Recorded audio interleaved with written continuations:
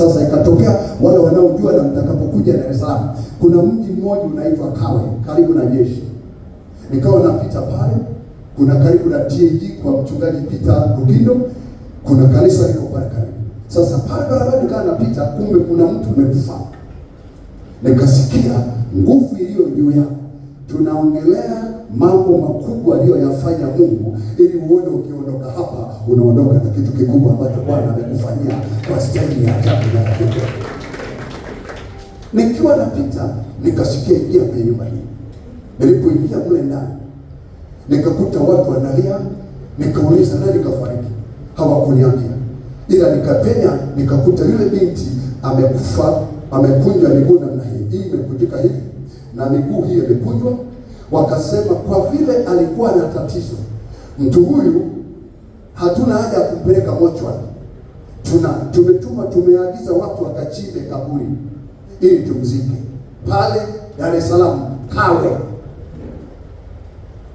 Wakati na wauliza waliokwenda kuchimba kaburi, kuna yoyote ambaye anaweza katuambia kaburi liko wapi? Wakatuma mtu akaja akasema sasa kaburi limefika huko, halijakamilika maana lazima iwe refu, kwa hiyo ikawa limefika kiasi. Wakati naingia pale nazungumza habari ya uamsho binafsi. Huu sio wa dini wala sio, ni mtu aliye na kitu cha kimungu kinaweza kukabadilisha sura nzima ya hali ya hewa ikawa safi. Wewe na Mungu, kama utakapoondoka wewe na Mungu. Na ndio Mungu anataka kufanya mafamilia zetu na mataifa yetu hivyo.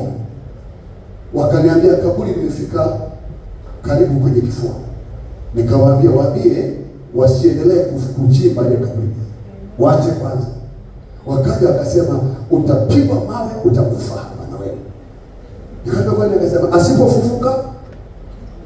asipofufuka tutazika wawili, tunakupiga na wewe na wewe naye tunamzika. Jifunze kitu.